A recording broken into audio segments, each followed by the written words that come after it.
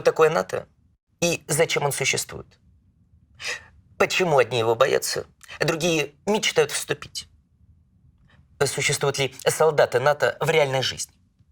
И зачем Россия ставит альянсу ультиматум? НАТО – это военный политический альянс, основанный в апреле 1949 года по инициативе США, Канады и Великобритании. Изначально в НАТО вошли 12 стран, и сегодня их 30. Цель объединения – защита от политической и военной угрозы Советского Союза, а также экономическая стабильность в регионе после потрясений Второй мировой войны. Советский Союз, конечно, запретил войти в НАТО странам соцлагеря, странам, где установился политический и военный контроль Сталина. СССР распался, но НАТО продолжил успешно развиваться. Бывшие советские республики, собранные силой, наконец получили независимость и свободу. Страны НАТО – добровольные участники. Они защищают друг друга и учитывают мнение друг друга. НАТО имеет политическую и военную структуру. Страны Альянса принимают решения только коллегиально. Учитывается мнение, интересы и аргументы каждой страны. Хотя быстрее было бы установить верховенство сильнейшей страны. Но это противоречит самому замыслу Альянса. Члены НАТО обязаны придерживаться принципов демократии и верховенства права и соблюдать права человека. А вот что касается военной составляющей, нападение на одну из стран НАТО означает нападение на всех. А значит, одну страну будут защищать все страны. Как на политической арене, так и на фронте. Ну, представьте себе, вежливые люди появились на Аляске. Не представляете? Вот и я не представляю. НАТО не имеет своей постоянной армии.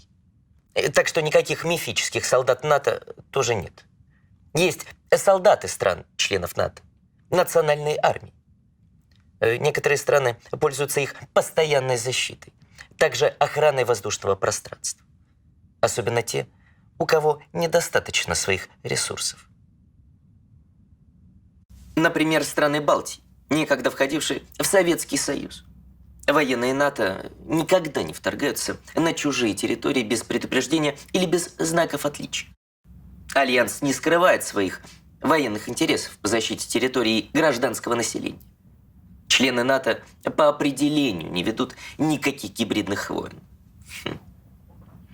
Политика открытых дверей означает, что стать членом НАТО может любая страна, если она хочет стабильности и военной безопасности в мире, а также готова соответствовать требованиям Альянса.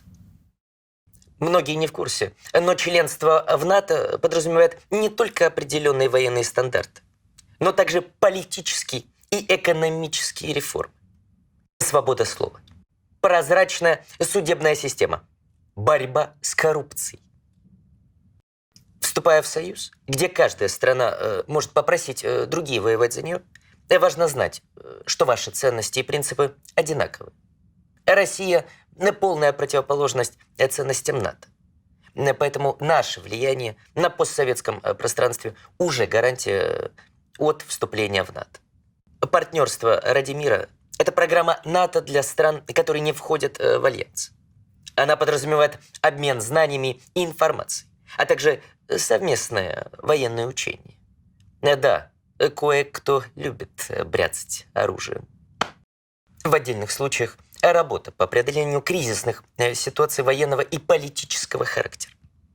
Миротворческие операции. Россия также была партнером НАТО в течение 20 лет, до 2014 года. Украина на данный момент партнер НАТО с расширенными возможностями.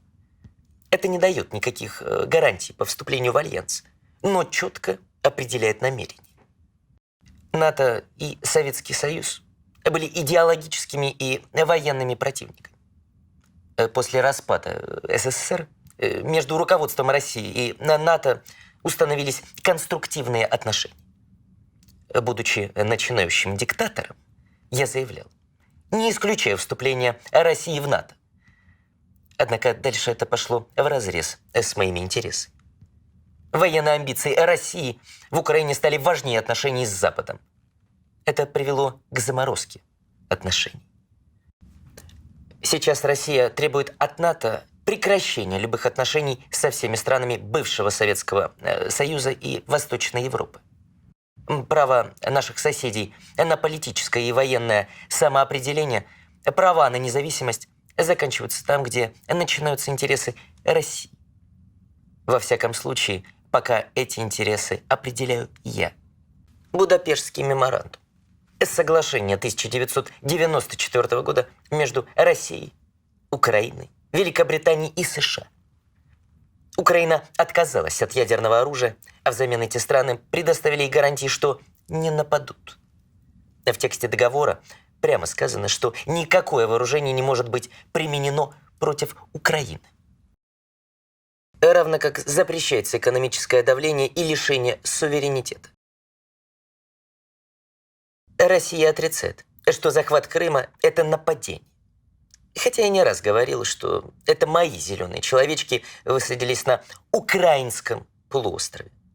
Россия отрицает, что оккупация Донбасса – это нападение. Хотя против Украины там воюют российские войска с российским оружием. Это я вслух сказал. Да, Штирлиц никогда еще не был так близок к провалу. Впрочем, остальное додумайте сами. А я ухожу на новый срок.